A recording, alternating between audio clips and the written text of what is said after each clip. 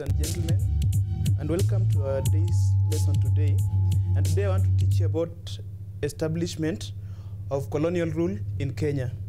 Now this is a paper 1 part of the history, and what makes it paper 1? It's because majorly it talks about the history of Kenya. So any history that touches Kenya falls under paper 1. To the candidates who are going to sit KCSE next year, you can expect such a question from the topic that I'm going to teach, that is right here on the board, to appear in section B, the first question. It can be the first question. So after question 18, it can be under question 19A, around there, depending on the numbers that will be set on paper 1. Now about introduction to, about the establishment of colonial rule, today, at the end of the lesson, I want you to understand these objectives. So you shall have known the factors that for the British occupation of Kenya, process of partition, the methods of used by the British to establish their colonial rule. And then there is a summary of the lesson. Again, what is more significant is that at the end of the lesson, I will be able to disseminate all this colonial rule and the things that I need you to remember as a student. Now in the previous topic, it was the European invasion of Africa. And now, I want you now to remember things from the previous topic. Now the first topic I used to mention to you about important figures like Otto von Bismarck and the Berlin Partition. Remember them because I'll mention them as I go and expound on this topic further. Now, I've told you that I expect such a question to fall in paper 1. Now, previously, there were various factors that led to the European invasion of Africa. Kenya, being a territory that was in the eastern side of Africa, was very, very significant. Now, because of the very strategic, economical, political, and social reasons that led the whites or the colonialists to colonize Africa, Kenya is not far from these reasons. So Kenya found itself occupied by the British. Now I'll give you a background to the scramble and partition of Africa, and I'll tell you this. Let us remember, in the 15th century, the first and initial Europeans to come to Africa were the Portuguese. And when they arrived at the East African coast in the 15th century, their presence was always limited to the coast. They never went hinterland. Why? Because they were mainly interested with searching for the sea route to India, which Vasco da Gama, the voyager by excellence, found and erected a pillar at Malindi to help direct him to have his voyage in India. Now, again, from the 15th century, earlier up to the 19th century, some few European missionaries also traveled because they had some missionary activities. Now that is the background of the Europeans and how they found themselves in East Africa. Now again, in East Africa, there were two major colonial powers that were very, very interested. Now the Germans under Karl Peters and the British under Sir Johnston. Now all of them are the various reasons why they scrambled for East Africa, as I will tell you. Now, when I say the German territory of Eastern Africa, I mean Tanganyika. Point to note, candidates, I've not mentioned Tanzania, because Zanzibar and Tanzania are the two confederations that form Tanzania as a country. But now, I've mentioned Tanganyika, or the mainland Tanzania part, as you know by now. Now, the Germans were interested in that part. And the Britain were also interested in British East African territory. Note that I've not mentioned Kenya, as that will come later. Now, this scramble started when the Germans and the British enhanced or heightened their missionary and exploration activities. And the major place where they used to convene was at Zanzibar, where they used to sign treaties with the Sultan of Zanzibar, who was the major power force to reckon with in the East Africa. Now, today I want to mention about the British occupation of Kenya. Now, Britain is the colonial power that mainly occupied Kenya. And this is after several treaties and after again competing with interests from powers like Germany and Italy, as I later tell you. Now, today I want to teach you about the factors for the British occupation of Africa. If you run in the PowerPoint slide that is there in your screens, I've outlined them and I'll explain each and every of them. So the first one is to protect the source of River Nile. All of you know from the scramble and partition of Africa that Egypt was a very, very strategic country or or a country of geographic importance to the British. Why? Because it had the Suez Canal. As a result, the Britain had signed a treaty with the Egyptians so that they would protect the source of livelihood that was in Egypt, that was River Nile. So to protect River Nile, this is after the British explorers had known that the White Nile, which is the source of River Nile, traces its roots to East Africa. Then they had to come to East Africa, especially the Kenyan territory, for them to protect the source of River Nile. Why Kenya in particular? Most of the rivers that drain their waters into Lake Victoria hail or flow from the Kenyan highlands. So Kenya became a very, very strategic part of their territory. Again, they had strategic interest. Now, if I explain strategic interest, I can say that the East African coast was of very, very strategic importance. Why? It used to safeguard the interest of the marine interest of both the British and the German. Why? Because the East African coast is strategically facing India to the east. So this meant that whoever controls the sea territory within East Africa is strategically advantaged in the trade with India. And India is a very, very important country for the Britons and the Germans. Now I'll go to the search of raw materials. In Form 2, you are taught about Industrial Revolution. Now after Industrial Revolution, the industries in Europe were so large and they were so advanced and they lacked the raw materials. So when they wanted to search for raw materials, these are the materials that they wanted to use in their industries. So for instance, mineral raw materials. East Africa is rich in minerals such as soda ash that is mined in Lake Magadi, and that is used to make glasses and every other object. Now that meant that Kenya was a place that they were going to look for the raw materials. You will never forget that our highlands are the highest tea producing highlands in the whole of Africa, and coffee, sisal, and all these other raw materials that were very, very strategic to both the textile and the food industries for the British industries. Now again, they wanted to market their finished goods. Again, after the Industrial Revolution and Industrial Boom of the 19th century, the British had a lot of industries. Port cities such as Manchester, Liverpool, and Birmingham, all these industrial cities had produced a lot of finished products that were not, they had oversatisfied Europe. So they needed an extra place to market their finished goods. When I talk of finished goods, remember, one raw material for coffee product is coffee berries. But among the products that it produces include chocolates and things like medicine. So such products, they needed their market here in Kenya. So that underlines the reason why they wanted to market their finished goods. Then again, protection of British nationals. So there were British nationals who had already come in. Remember, there were explorers, there were also missionaries. So because of their interest in staying in our country by then, they wanted protection, and the only source of protection was from their imperial power or from the colonial power, that is the Britain. Then again, abolition of slave trade.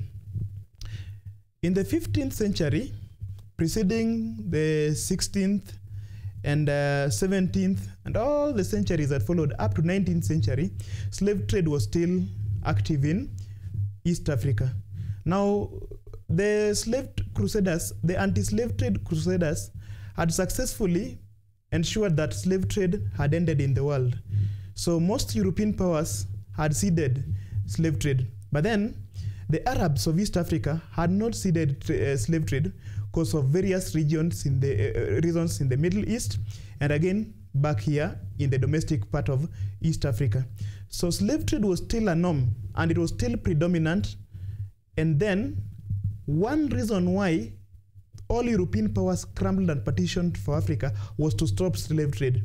Now Britain, since it came to Kenya, and Kenya was one of the active places or areas where slave trade was happening still by then, they had to find their way to Kenya. And when they came, they wanted to stop slave trade. Now after abolishing slave trade, they wanted to promote legitimate trade. Now anything that is illegitimate is anything that is illegal. For instance, bang is illegal in Kenya.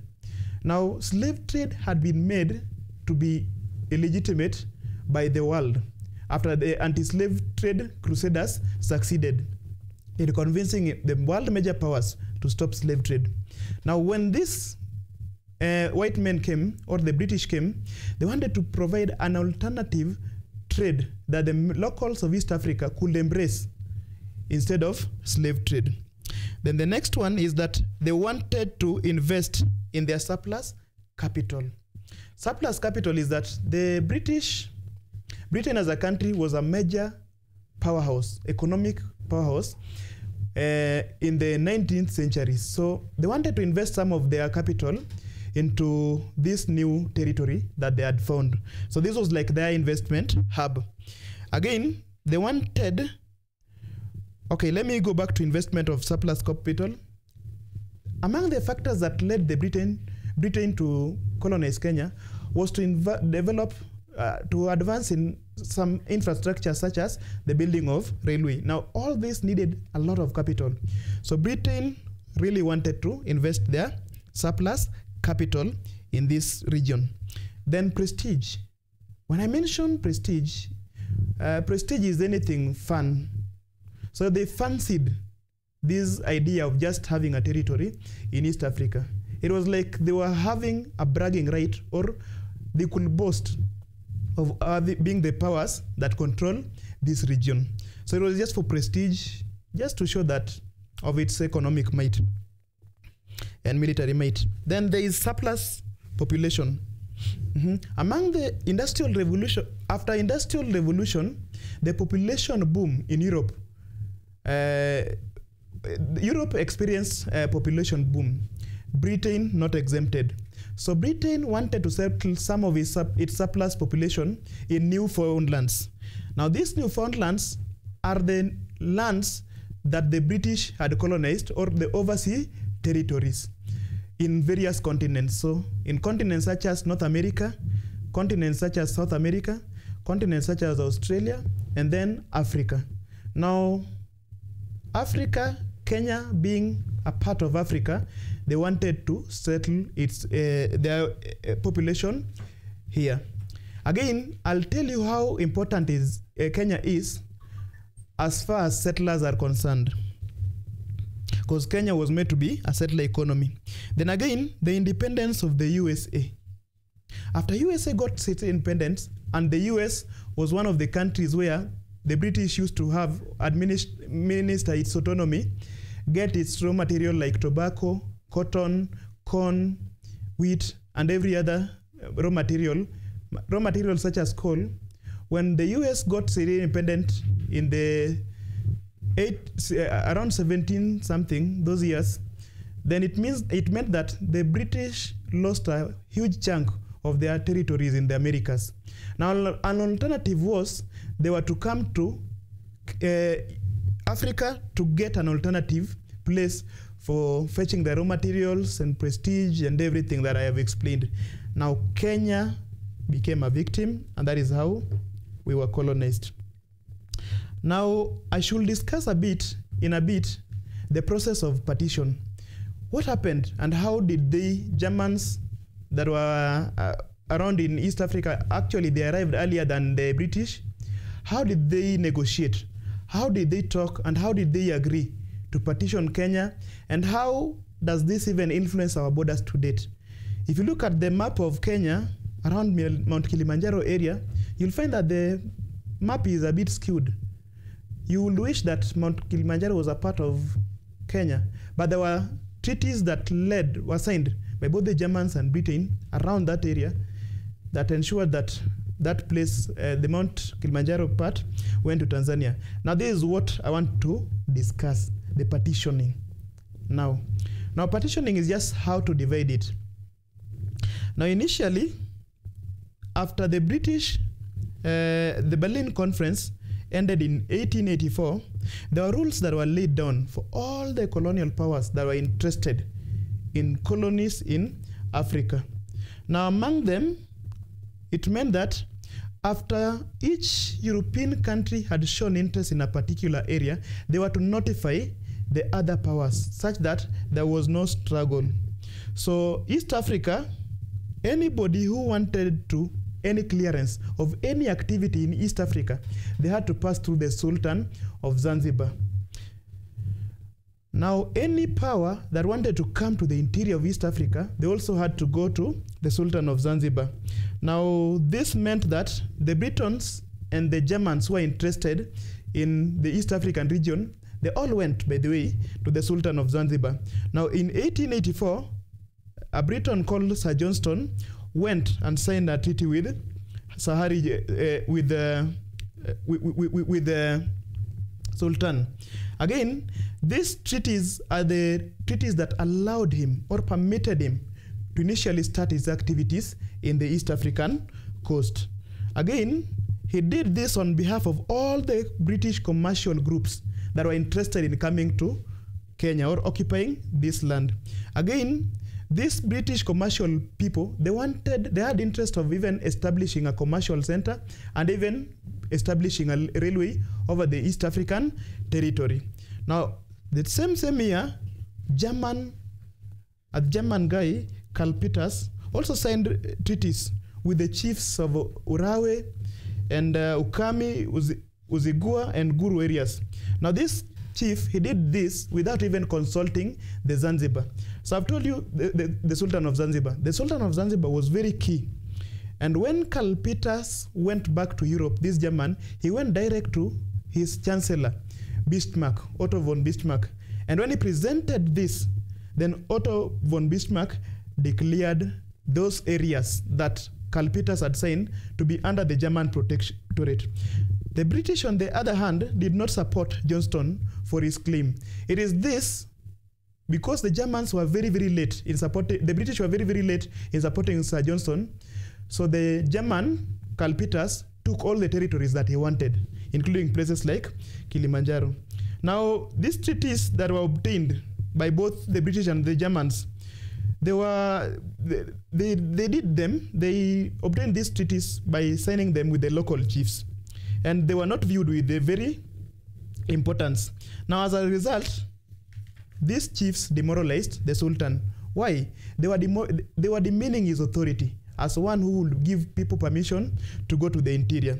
So this struggle between the Germans and the British and the Sultan of Zanzibar saw the first agreement to be done. Now, the first agreement was called the Anglo-German Agreement.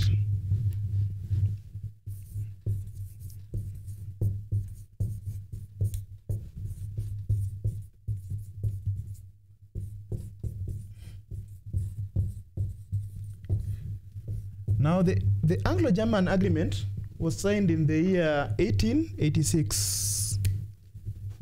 1886. This is the year that it was signed. Why was this treaty signed? I've mentioned first. The British, both the British and German officials, that is Sir Johnston and Karl Peters, they had consulted the African chiefs. But then they had not consulted the the Sultan of Zanzibar. And the Sultan of Zanzibar was the one who wanted to have autonomy or to give permission of any European power that wanted to enter the hinterland of East African coast. Now, this Anglo-German agreement was meant to settle peace between the Germans and the Britain. Now, when I make anything that says Anglo, this term here, Anglo just means England, Anglo. It is a connotation. Then German is just Germany. Under this agreement, the Sultan was given 16 kilometers of territory within the coast. Now, this coastal strip started in the offshore islands of Pate, Mafia, Pemba, Zanzibar, and it ended in Lamu. So that 16th kilometer or 10-mile coastal strip was under the autonomy of the Sultan of Zanzibar. Then what about Germany? Germany got a territory between River Umba in the north and Ruvuma in the south of the coast of East African territory. Now the coastline of Witu was also given to the Germany. Again, what about Britain? Britain got the territory up from the river between Juba and Tana in the north, and that was the place where they used to practice the administration. But again, the western boundary was still unidentified. Why? Because Uganda was a major bond of contention between the Germans and Britain. Actually, these two powers, both the Germans and the Britain, they left it that the first country to arrive in Uganda, this was the country that was supposed to colonize Uganda. Now, both the Germans and the Britain, they never had the finances to administer the colonial rule in East Africa. Now, two companies were assigned the role of administration. On the British side, the British assigned this company called Ibeaco. Yes? The Germans had this company called German East African Company. Now this one was for the British in Kenya, and this German East African country was for Tanganyika, not Tanzania, Tanganyika.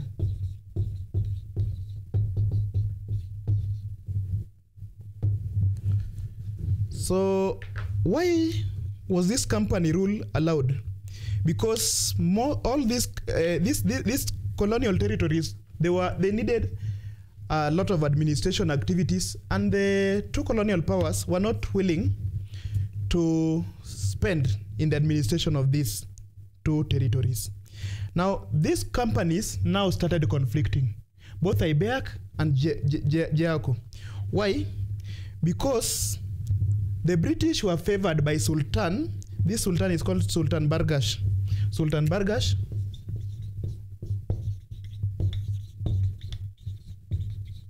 In the late 1880s, he was a sultan at that time. So he favored the British, and this led them, after favoring the British, he gave the British colonial administrators the judicial power to administer not only within the coast, but up to the mainland, into an extensive area of not only 16 kilometers, but 300 kilometers into the interior from the coastline. Now, this annoyed the Germans. Why? The Germans also wanted the area within the interior of East Africa. Now, with the time, this competition started. Again, they also started competing over the ports that were owned by the Sultan in the northern coast. That is the port places in current day Somali, ports such as Kisimayu, Merka, and Mogadishu. Again, these ports were also being fought for by the Italians, who had also shown interest in a territory within East Africa. Now, the Britain, because they were aligned to the Sultan, they were determined not to let the Sultan to lose these northern ports. So they handed over the ports of Lamu and to the Sultan. In turn, the Sultan gave the ports back to the British. Now, with the time, the Italians and the British got along, but still there was a problem.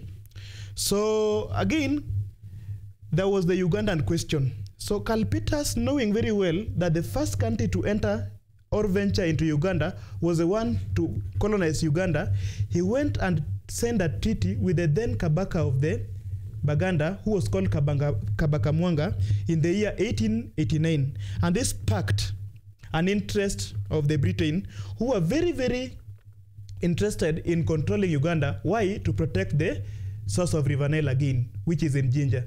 So the British administrator, who was called Frederick Lugard, arrived in Baganda. Unfortunately, at the time when he was arriving, it was too late, because Karl Peters had already signed a treaty. Now this led to a negotiation, a diplomatic negotiation. So in Europe, Lord Salisbury was engaged in diplomatic negotiations on behalf of the Britain with the German government, and this led to the Second Anglo-German Treaty. Now this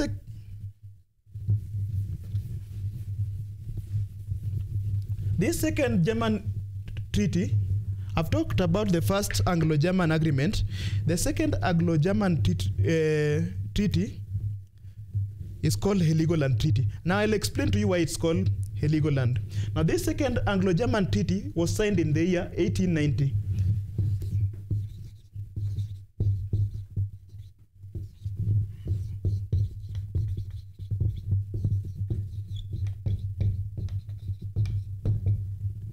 Anglo-German.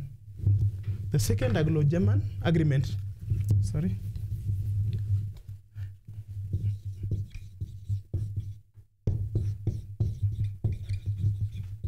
The Second Anglo-German Treaty.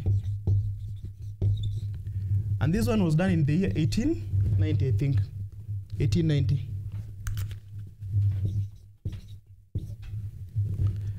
This treaty is also referred to as a Heligoland Treaty, and I'll tell you why in a few. Heligoland Treaty.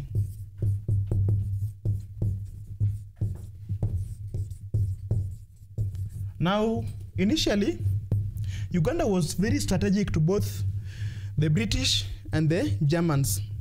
So they had said that the first country to venture into this land was the one that was going to have autonomy over this territory. Remember, the British have also signed an agreement with the Egyptians that they had to protect the source of River Nile. So by the Germans occupying both Uganda and Tanganyika, it meant that they were going to have a large chunk, or almost all of the source of River Nile, and they could do whatever they want, any investment that could have risked the livelihood of the Egyptians.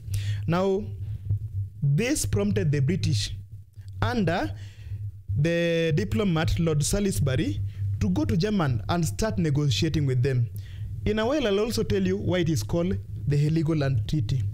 Now, according to the terms, the Uganda was recognized by the Germans as an area within the British sphere of influence. So the British are the people who got the German, and it is this that ended the Anglo-German rivalry within East Africa.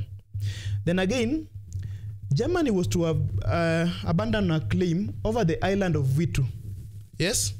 Again, they also accepted the British protectorate over the islands of Pemba and Zanzibar. That were very, very important for the Germans, for the British. Again, German possessions, including the strip of Lake Tanganyika, that were acquired from the British. Again, why did they acquire Lake Tanganyika from Britain? Lake Tanganyika borders even countries that are almost close to the territory or spheres of influence that the British liked. So the British had it shows that the British were the first people to arrive there, even before the Germans. Then the western boundary of Uganda and Tanganyika was clearly defined, and it is defined in a straight line. If you were to draw the map of East Africa, you'll find that there is a very, very straight line that divides Tanganyika and Uganda.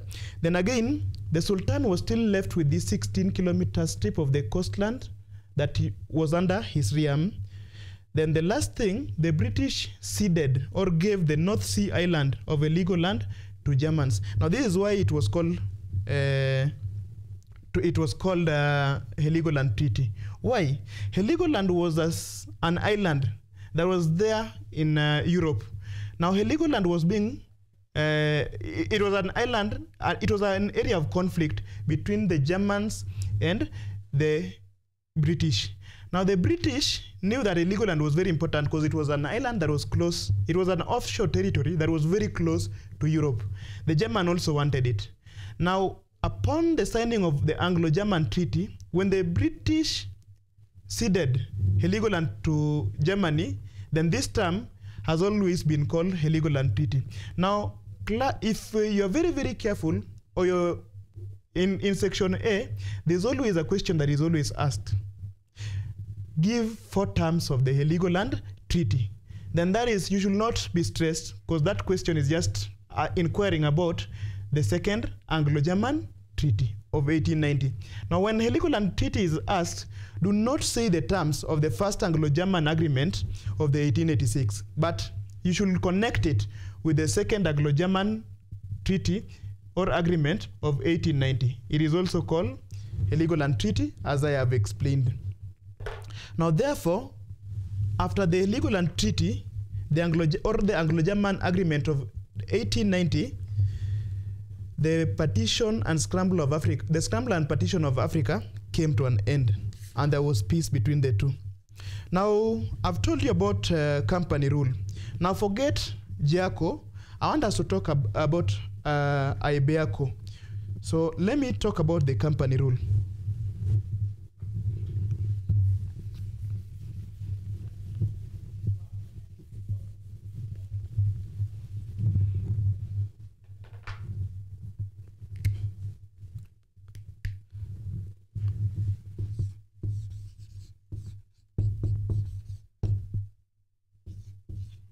Now this just stands for, it is an abbreviation that stands for Imperial British East African Company. Now, why was Imperial British African Company granted the legal ownership of the spheres of the British East Africa? I will explain in a bit. And it started when a royal charter was given to Ibeac in the year 1888. Now, this was like, this company, it got a lease. It was like the British, as a country, it was a landlord to this Ibeac. So they leased this area, the land between Mombasa and Lake Victoria, from the Sultan of Zanzibar. So they leased it to the Imperial British African Company. Why? Because these are the reasons why it was given this mandate. Number one, they were going to administer this area of influence called British East Africa. So their function was to maintain law and order. While administering this company rule in East Africa, they were the ones who were also to pay the various administrators who were appointed by the British. Again, they wanted to counter the Germans who had also formed a company, leased their territory or sphere to the company of Giaco. So they wanted to counter the Germans, and not only the Germans, but the French and the Italian, who were also significant powers within East Africa. Then again, they wanted to develop the trade within the area and facilitate the movement of goods. It is the Ibeac who even designed the railway line that we have. Then to collect taxes on behalf of the British government, and they were also in charge of the custom duty within the region. Then again, the Ibeac were meant to support an end, or they were meant to campaign against slave trade that was there in the region. Now, there was a short stint for the Ibeac because they never administered the company rule until Kenya got independence. There was a short period. Now, within this short period, there were the achievements that they had. Number one, they had managed to suppress all the rebellion that the British had. So later in life, later in the next lesson, I'll teach you about Nandi rebellion and every rebellion. It is the Ibeak who were in charge, and they were mandated to stop these tribes from rebelling against British colonialism. Then again, they laid the foundation, or they laid the footprint that the British colonial administration used. So how did they lay this foundation of administration? They built various forts. Now places like Machakos, places where rebellion was most prevalent, the Ibeak Company, they used to establish forts. Again, they helped to secure the freedom of very many slave trade. Among their aim was to stop slave trade that was very prevalent in the East African region.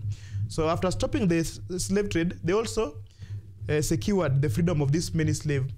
In Mombasa, to date, there's a place called Freretown that the Ibeak managed to establish so that the freed slave could go there and start a life.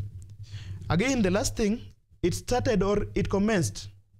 designed the development of the early industries. So most of the industries that we have were pioneered by this Ibeak. So for this Ibeako to administer this vast territory of British East Africa, they established various centers. So for instance, in places like Kisimayu, Malindri, Vanga, Lamu, and Witu, and places that were already established, they established what we call bomas. Now in places in the interior land, they established what we call forts. Now the first fort was in Machakos, then there was Fort Smith, and then there is the last fort which was in Mumias. Now Mumias comes because the Wanga and the Britain had collaborated, so a fort was built there. But even though the Ibeak trade, they really struggled because they had myriad problems, including lack of proper funds and other resources. And that will lead us to the next thing that I will have to say, the problems faced by Ibeak as a company. Now, number one, the general work of administration and development required a lot of capital, and this was not available.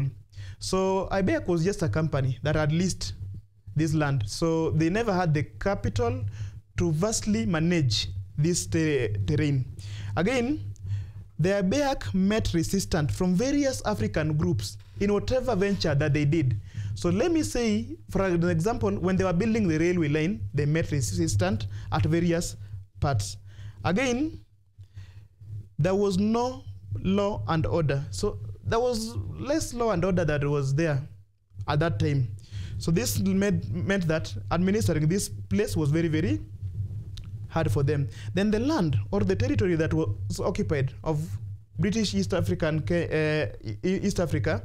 which is Kenya, was too large again for them to administer it. Then again, there was scarcity of natural resources in this land that they had colonized. Now, I will tell you that when I talk about settler economy in the next topic, and why Kenya was left as a settler economy. It's because they lacked the natural resources that were naturally occurring in other African territories where the Britain went, such as South Africa, Uganda, Zambia, all those that are copper and gold and diamond. Now, Kenya turned out to be the opposite. So they lacked the resources or the mineral or these natural resources and this hindered the company. They were not going to make a lot of profit within the region. Then again, there was little or low or even no trade within the interior of East African territory. Why? It is only at the coastal areas where trade was very, very prevalent. Then again, the East African terrain has no navigable rivers, unlike other places like Congo or even Niger or even the Egyptians who have the Nile that they can navigate through. So with this navigation, with this lack of navigation into the interior via ship, it meant that transport was very, very slow. Because had they found rivers, then transport of various commodity to the interior could have been very, very easy, unlike when they came to Kenya. Now they had to build a railway line. Again, this also made transport to be very, very expensive, and navigation was very, very slow. Then again, there was no coordination between the company's officers in Europe and its agent in Africa. So with this lack of coordination, it's like every human being. When they're not coordinated properly, they'll start stealing. So the IBEAC officials started stealing from their own company. Again, there were a lot of delays and confusion that this company experienced. Then again, the people that the IBEAC employed to work, or they were sent to work in East Africa, they had no knowledge or experience that could help them to accomplish their mission. I want to add some that are not there. Language barrier. Now, language barrier was also a problem because when the officials of the IBEAC landed in East Africa, none of them had been trained on the local languages, and there was no major language that could harmonize between the local natives and the British, who are the IBEAC official. Now, how did the Britain as a country react to this IBEAC and their problems? Now, in 1894 and 1893, the company had to hand over its leases again back to the British government. Now, these are the areas now that they gave to the British government. Now, part of Uganda, and again, for the remainder of what is now in Kenya, was officially leased back to the British in 1895. Again, the company staff moved to serve the new protectorate administration, including people like George Mackenzie, George Portal, and Frederick Lugard. Now, they started protecting Uganda, which was now the new protectorate. So they shifted from Kenya and they moved to Uganda. Then again, the company passed over small infrastructure such as postal and small police force to the British. If you look at the history of our police force, for instance, when the IBEAC came to East Africa and they saw that they needed law and order, they're the first people who formed the first police force. Now, when they were leasing back to Britain, they even handed over this police force to the British. Again, such small services such as postal services, they also handed them back to the British. Then the British government also had their opinion on East Africa. So they took the land, especially the areas between the coast and Lake Victoria. They knew that they saw this land and they valued it, and they saw that it was not profitable. So this meant that Uganda was even more important than Kenya as a colony. So this prompted the British to declare this territory between Lake Victoria and Mombasa as British East African Protectorate. So it was just a protectorate.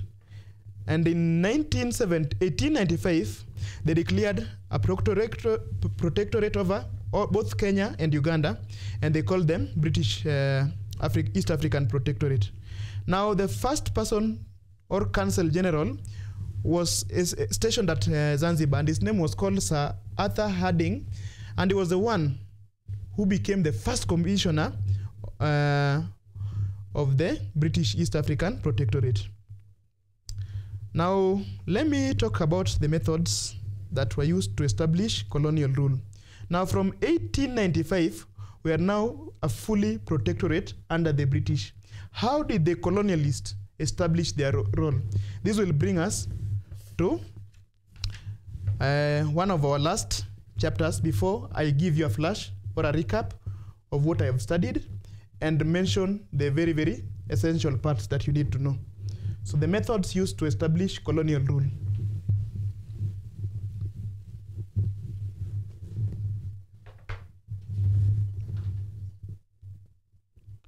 If you look in your screens, again, you will find that that there in the slides.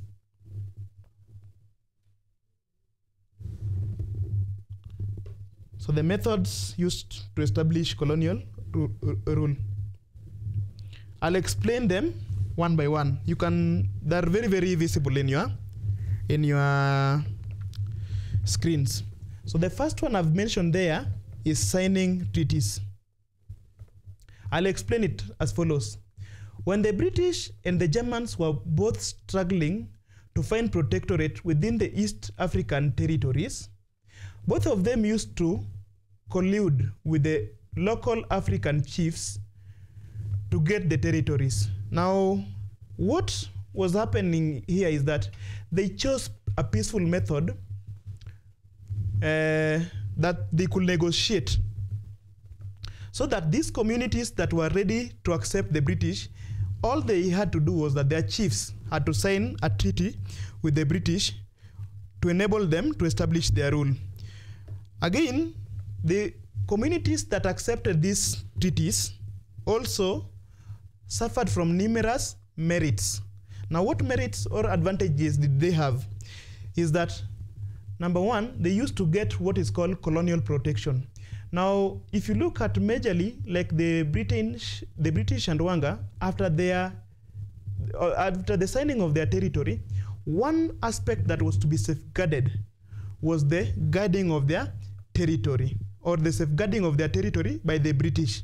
Same to Lenana, when he wanted an agreement against his brother, the Lenana of Masai. He also was guaranteed protection. Now, this was one merit. Now, when in the next lesson, the Masai agreement will be explained, then you'll understand why it was very, very essential to get colonial protection. It served these tribes against their major rivals. Then, the next one is the use of military force. In the areas where the British colonial powers faced resistance or they were not wanted, then they decided to give them back the medicine that they thought that was best, and it was military force. Now, various expeditions were often sent in areas where people never wanted to collaborate with the British. Now, Africa suffered because some African communities were against other communities. Now, you'll find that in most of these military expeditions, the agents or the soldiers that fought on the side of the British, some of them were always recruited from other African communities or rival communities. Now, I want us to look at an example of the longest resistance that British faced in Kenya. That is the Nandi resistance. And you'll find that why the Nandi were defeated is that other communities such as the Somali and the Waswahili, they were recruited into the British military force, and they helped to quell. Again, such expeditions were meant, or the use of force, were meant to the communities that majorly resisted the British. So it was used against the Nandi, parts of the Luo who never collaborated, the Bukusus who resisted, and parts of the Gikuyu who never collaborated. Why did I say the Luo and the Gikuyu partly collaborated? Because part of them also resisted. So there were communities that had mixed reactions, but there were communities like Nandi and Bukusu who really resisted. The next thing is construction of administration posts. Now, after the IBEAC, or the company, Imperial British East African Company, had constructed posts to the areas that they had faced resistance, then the British, what the colonialists did, they just followed the blueprint of what this company rule had done. So they also enhanced these forts or established further posts. Now, these posts, they used to be constructed by the IBEAC at first. Later, the British built their own operational bases. Now, these are the areas where the British could operate. They get their regiments, they get their military supplies, and they recruit further people into their military to help them to quell or to keep the peace of the areas that they had. Collaboration. The British were also smart. They always used carrot and stick when they came to Kenya. So to the areas which collaborated, they gave them carrots. And areas which resisted, as I have said, they gave them stick. To imply that, at times they used collaboration. What was important about collaboration? Now, the British were very smart to find it that at times it was necessary to collaborate with the local leaders that they had. For instance, there were leaders that they had thought had power and prestige. already before the British met the Maasais, there was a British explorer who had gone and spied about the Maasais. And the report that he took back to Britain really shocked the British. He told their country that don't even attempt, don't even dream of going to Maasai land, because you'll be fought. So for the British to venture in under such territories, they had to go through collaboration, because they never wanted mass resistance. Again, there's some rulers again who assisted the colonialists to fight other people.